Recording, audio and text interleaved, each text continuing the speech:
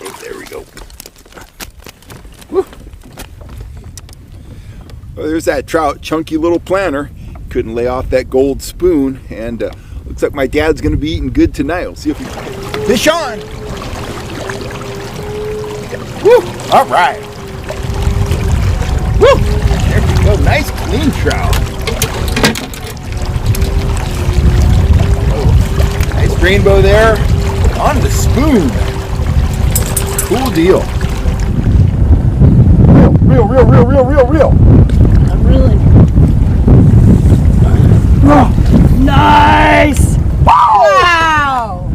Wow! Beautiful fish. What teamwork! What a fish! That's what you come to Lake Elsinore for. Look at that incredible rainbow. We'll get a closer look at that. We got tangled lines. Oh. Now my wife Gina, she's a little shy. She doesn't want to be on camera. Look at that beast she just caught. Look at that amazing fish. That's every bit of 5 pounds.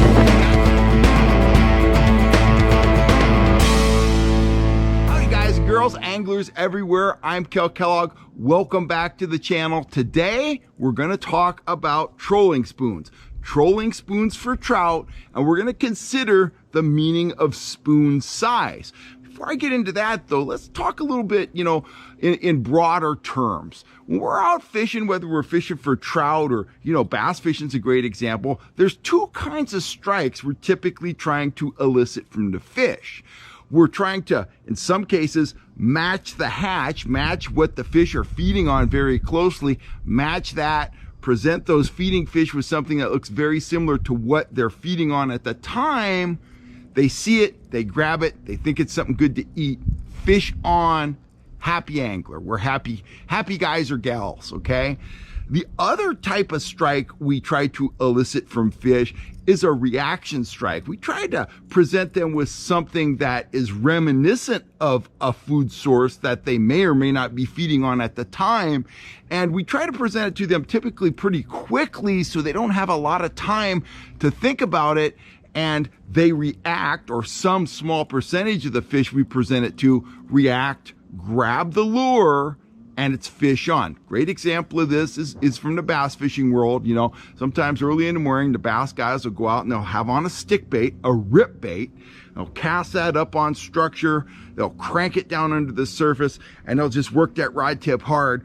Boom, boom, boom, reel, reel, reel, boom, boom, boom, reel, reel, reel.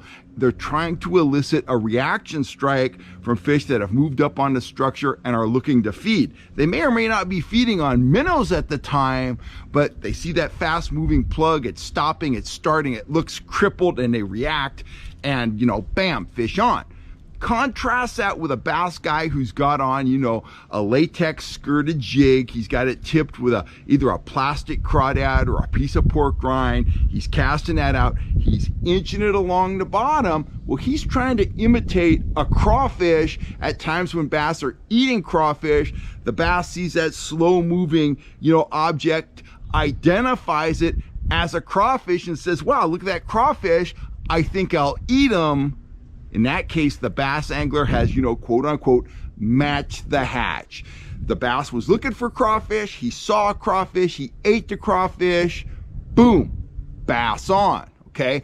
So when we get back, getting back to trout fishing, when we think about trout spoons, one way to approach spoon choice is to match the spoon to the hatch. If we're at a lake like maybe Berryessa or Folsom or even Collins Lake, and we know there's threadfin shad in the lake, and we know they're mature, the fish are feeding on them, maybe the surface temperature is, 60 degrees, so the trout are really active, we might match a spoon with the size of the shad, put it in the zone, and we're gonna fool those fish into thinking that they're seeing a shad. We're gonna match that hatch, and we're gonna catch a bunch of trout. Unfortunately, while we might know that any given lake is a threadfin shad lake or a pond smelt lake, unless we see the bait or the fish spit up some bait, or we have a long history of fishing the lake and we know the size of the bait at any given time, it's going to be hard for us to exactly match the size of the spoon to the size of the bait. sometimes, this trigger spoon magnum is a great imitation of shad when the shad are large, but at other times, we might have to use a trigger spoon junior like that to imitate small shad or small pond smelt, something like that. So without knowing the actual size of the bait, kind of the match the hash philosophy is kind of out the window. And that brings us to my main way of using spoons when I'm out trout trolling. For me, in most situations, the size of the spoon that I choose is a function of the speed that I'm trolling. This gets back to the trout trolling pyramid. You can access that material here on the channel. It's on a thread of its own called the trout trolling pyramid. But basically, I advocate a system that calls for you to hit the water in the morning if you're unfamiliar with the lake or you haven't fished the lake in a long time. Start out fast and gradually slow down as you have to get strikes. First thing in the morning when you start out, you're really scouting. You're scouting with fast moving spoons or plugs in the water, typically spoons, sometimes flies, usually a mix of all of the above because you never know what the trout are hitting on any given day. But you're trolling quickly, anywhere from 2.7 to 3.5 miles an hour. You're taking mental notes. Are fish jumping? Are you seeing fish on the sonar? Where are the fish hiding? Maybe you catch a few, maybe you don't.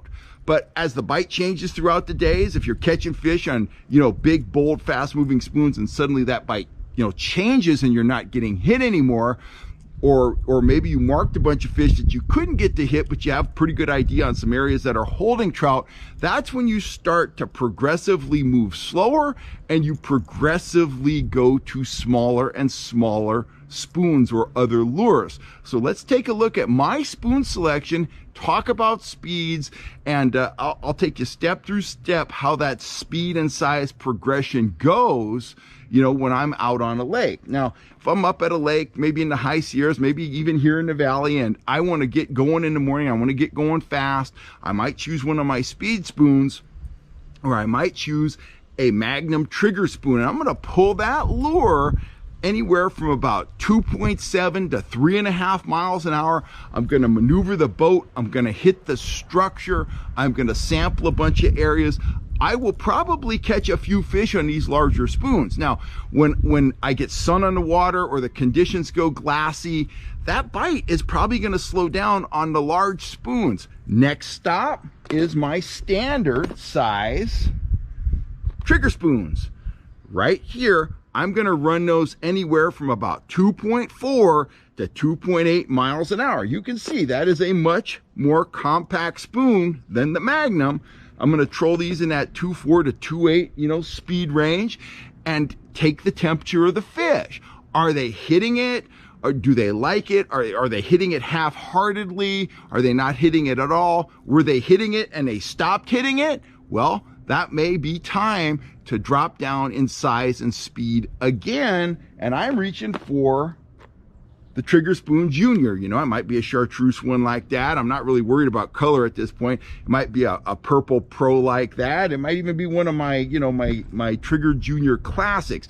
Bottom line is, this is a spoon that I can run anywhere from about 1.3 up to about 2 miles an hour. Target speed on the junior, 1.8 miles an hour. So big stuff, 2.7 to 3.5.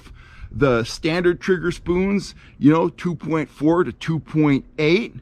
Trigger spoon junior, 1.3 up to 2. Target speed, 1.8.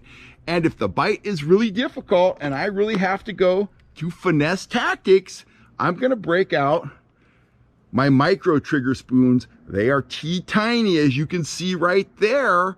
I'm going to troll these anywhere from 1 mile an hour up to about 1.7, 1.8. That is a super compact finesse presentation for fish that are reluctant to go. It's a little morsel. It stays in the strike zone for an extended amount of time. It's not obtrusive. It doesn't scare the fish. It's something that they can easily grab and gulp down. So that's my basic philosophy.